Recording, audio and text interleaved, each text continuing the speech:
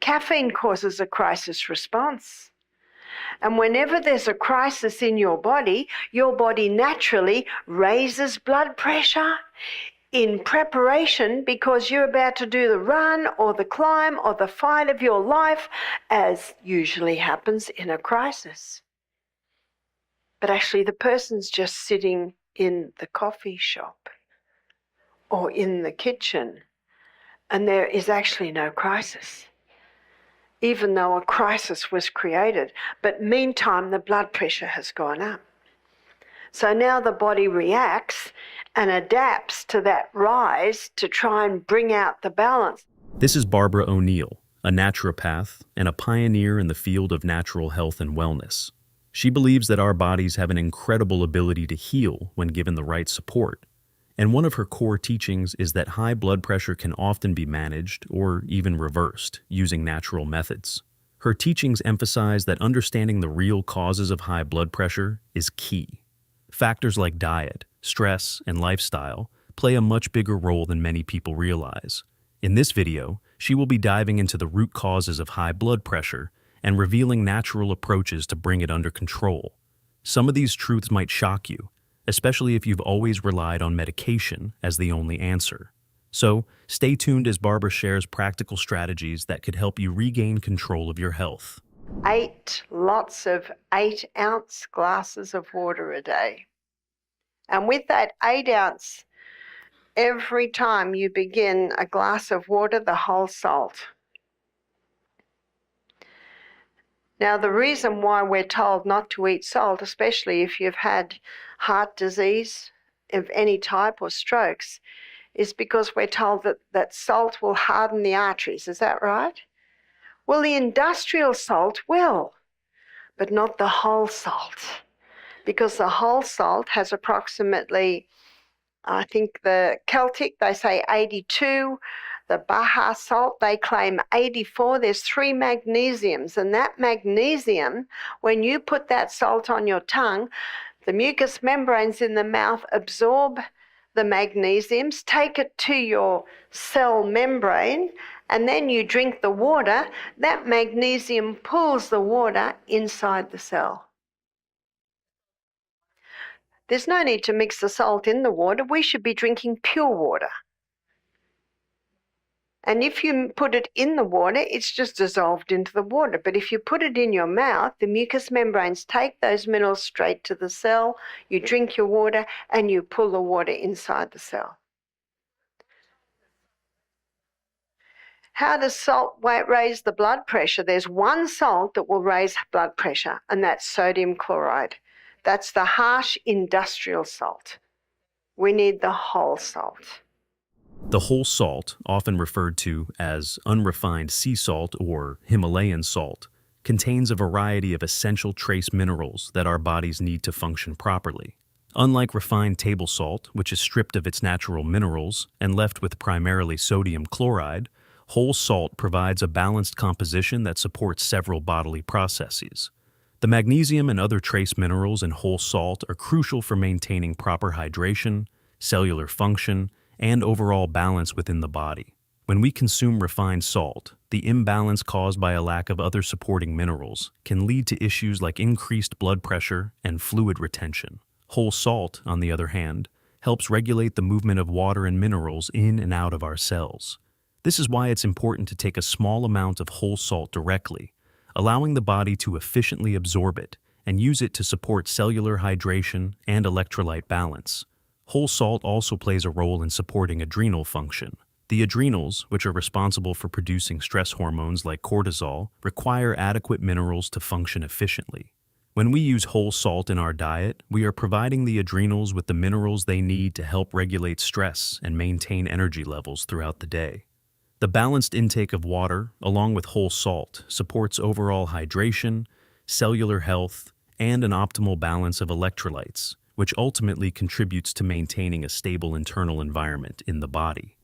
So looking at this, I'd like to start listing the causes of high blood pressure. So one of the causes of high blood pressure is table salt. Another cause of high blood pressure is no salt. as I have explained. Lining the gastrointestinal tract, especially as we'll see tomorrow, are villi. And on the villi, there are receptor sites for the glucose that's broken down from the food that we eat. The glucose comes into the receptor site and there's a carrier there. And the carrier will take the glucose through to the blood. But the carrier says, I will not accept you, glucose, unless you come with a molecule of sodium. When sodium is present, then the carrier will take the glucose through to the blood. Now, I have memorized this from the Anatomy and Physiology book, so I could give it to you from the horse's mouth. Sodium is the main transport system of glucose across the brush border wall and into the blood. So you can see a salt-free diet's crazy. If someone's on a salt-free diet, some of their glucose can't even get into the blood. It ends up in the little house. So salt is important, but it needs to be taken in its balanced form. And the Bible talks about salt. It's in Matthew 5, chapter 5, verse 13. It says, Ye are the salt of the earth. If the salt hath lost its savour, wherewith shall it be salted? It is henceforth good for nothing but to be cast out and trodden under foot of men. It's Old English. I love the Old English. Very poetic, easy to memorise. How does the salt lose its savour? I'd like to suggest that this salt has lost its savour. Its savour is all the other minerals. And what does the Bible say? It's henceforth good for nothing, but to be cast out and trodden under foot of men. Well, there's one use for it. When we're at Misty Mountain in the wet season, there are leeches. And if you get a leech on you and put the table salt on it, it'll fall off. I can't think of anything else. I don't suppose you have leeches here, no? Too cold. So that's the salt issue. And my endeavour was to explain these things to you so that you will no more be confused about the salt. In his book, The Calcium Lie, Dr. Robert Thompson, he maintained should we have that little bit of salt just to replace the minerals that we lost yesterday in our urine, in our sweat. We need salt. Let's continue the causes of high blood pressure. Another cause of high blood pressure can be a vitamin D deficiency. How so? Well, calcium is a very important mineral. And calcium cannot get into the cell by itself. Calcium needs vitamin D. And when vitamin D is present, calcium is pulled into the cell.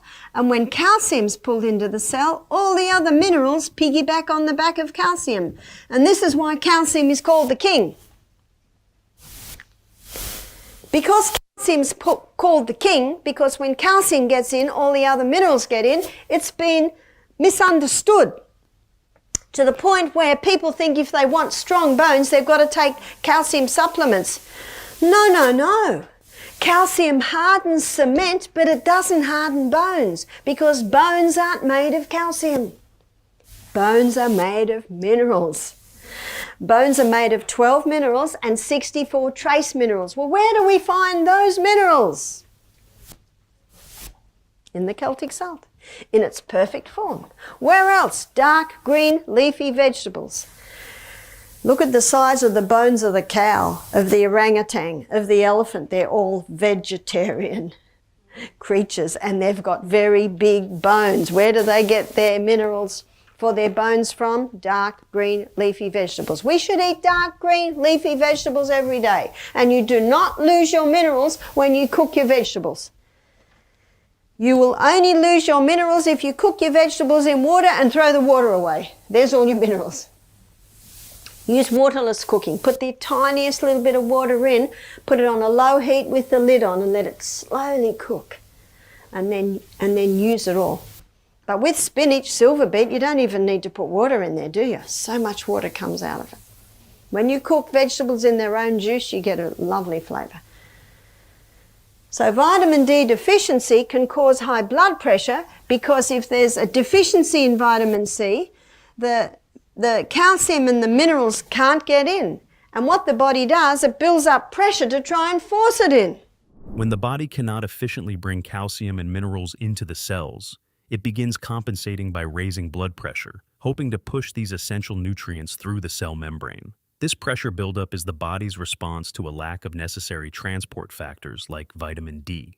It's trying to solve the issue, but without the correct nutrients, it ends up causing further health problems. This is why getting enough sunlight is crucial. Sunlight helps the body produce vitamin D, which then ensures that calcium, along with other minerals, is efficiently transported to where it's needed. Simply put, without adequate vitamin D, calcium absorption is compromised, and other minerals don't get where they need to go either. Another cause of high blood pressure can be wheat and sugar. How so? We explained last night. You see, wheat and sugar both break down to glucose, and as we looked at last night in the diabetes lecture, high amounts quickly. And glucose cannot get into the cell by itself, it must have insulin. But if the pancreas is worn out because the person's eating so much sugar and so much wheat, then the insulin is depleted and the glucose can't get into the cell. Can you see what's happening here? The person's mineral deficient, vitamin D deficient, insulin deficient, and this is the CBD. This is where all these nutrients are required. And the cell says, we've got a problem here. How can we get it in? We're lacking insulin, we're lacking magnesium, we're lacking vitamin D. The body says, oh no, we'll just force it in. What's that? Blood pressure. So can you see high blood pressure has many causes?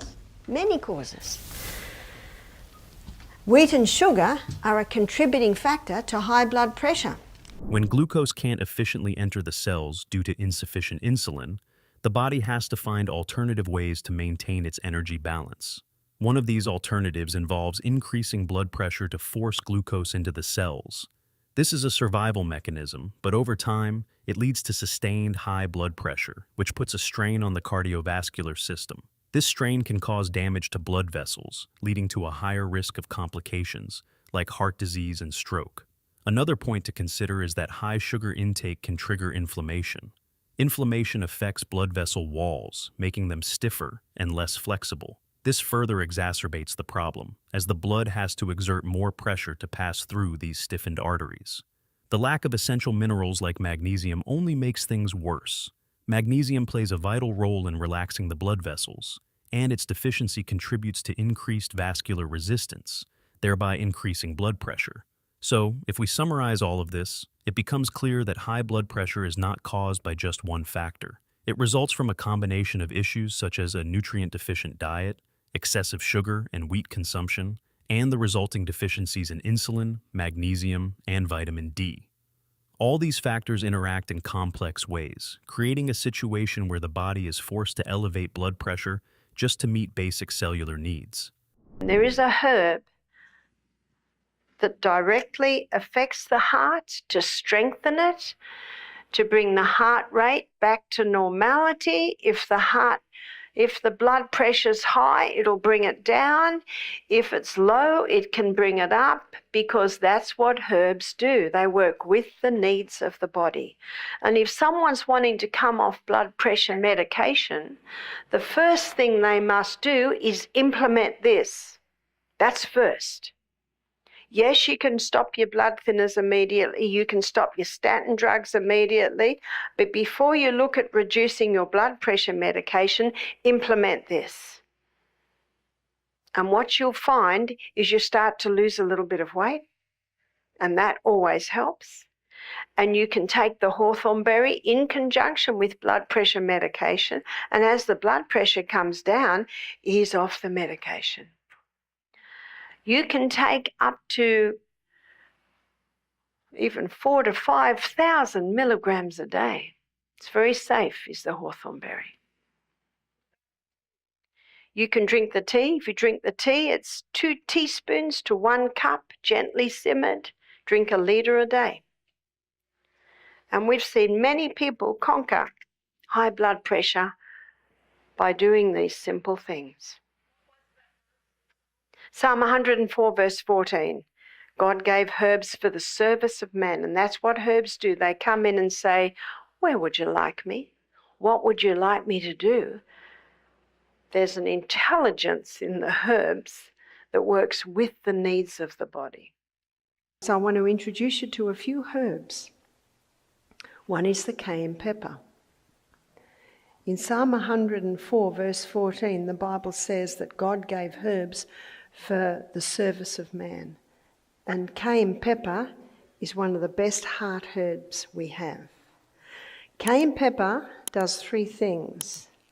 It thins the blood. Whereas aspirin, it thins the blood to the point where it causes eye bleeds, brain bleeds, and stomach bleeds. It's not a safe drug. Whereas cayenne pepper, it thins the blood and it'll heal the brain bleeds from the aspirin in the brain and the eye and the stomach. Cayenne pepper also dilates the blood vessels. So with dilating the blood vessels, you get a more effective and efficient flow of blood through the whole body. And cayenne pepper strengthens the arterial wall. So if there has been damage in the arterial walls, the cayenne pepper will strengthen arterial walls. It's a powerful herb. How do you take it? Start with 1/4 teaspoon in about 1/3 cup of water just before each meal. Throw it down, it'll tingle a bit, but the tingle stops. The other herb is hawthorn berry. Hawthorn berry strengthens the heart.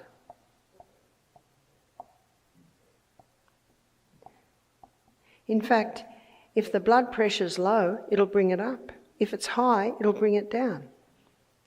Remember Psalm 104 verse 14, God made herbs for the service of man. The hawthorn berry comes in, and whatever your body needs to do, whatever your heart needs to do, it will work with that. So you can take it in many ways. You can take it as a herb tea. If you take it as a herb tea, being a dried berry, it needs to be gently simmered. And the rule of thumb is 2 teaspoons to a cup of water, and ideally you would have 1 litre of that a day. Or you can buy it in a capsule form or a tablet form, and you can take up to 4,000 milligrams a day. It's a very safe herb, and you can use it even in conjunction with blood pressure medication. Apart from cayenne pepper and hawthorn berry, there are other herbs that can help manage blood pressure effectively. Garlic is a great option. It contains allicin, which helps to relax blood vessels and improve circulation. By promoting the production of nitric oxide, garlic helps widen the blood vessels, making it easier for blood to flow and reducing pressure. Hibiscus is another herb that's been found helpful. Drinking hibiscus tea provides antioxidants called anthocyanins that help relax the arteries, reducing the pressure on the cardiovascular system. It also works as a natural diuretic, helping the body get rid of extra sodium, which is a common contributor to high blood pressure. Celery seed is also beneficial for lowering blood pressure. It contains a compound called phthalides, which can relax the artery walls and increase blood flow. This herb also acts as a diuretic, helping to flush out excess fluid and sodium, which helps to reduce blood pressure. Olive leaf extract is another herb worth mentioning. It contains oleuropein, which is known to help dilate blood vessels and reduce inflammation. This contributes to better blood flow and supports overall heart health, making it a good natural option for managing blood pressure. Valerian root can also be helpful, especially if stress is a factor. It acts as a mild sedative and promotes relaxation, which helps to reduce tension in the cardiovascular system. By keeping the blood vessels relaxed, valerian can help improve circulation and bring down blood pressure levels. So I'll give you the story of Henry to show you what he did. He was a retired judge. He came to our health retreat a few years ago now.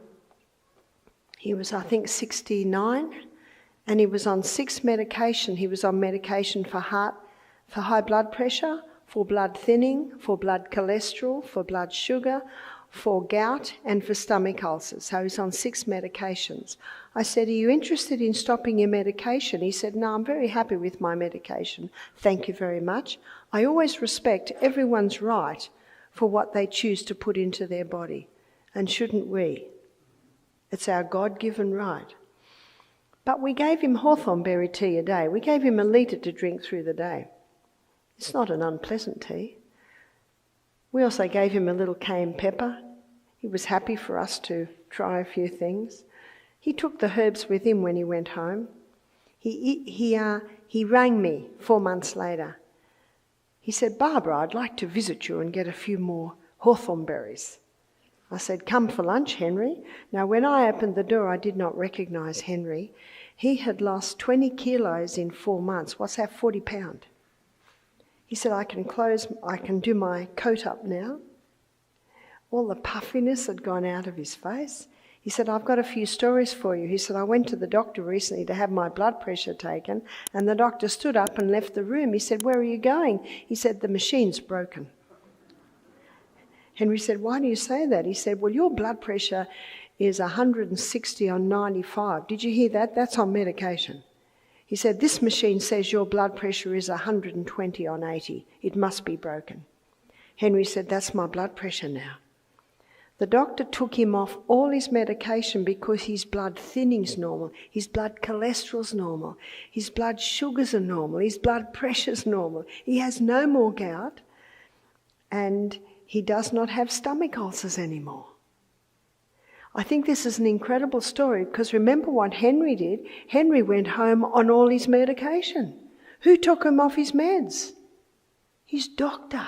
Because if the doctor didn't take him off his meds, his blood pressure would go too low, his blood thinning would go too low, he'd start bruising all over the place because drugs come in and say, get out of my way, I've got a job to do whether you need it or not. Not the herbs. The herbs work with the needs of the body. Let's now discuss lifestyle changes that can make a big difference. The first key is diet. Reducing your intake of salt is crucial. Excess sodium causes the body to retain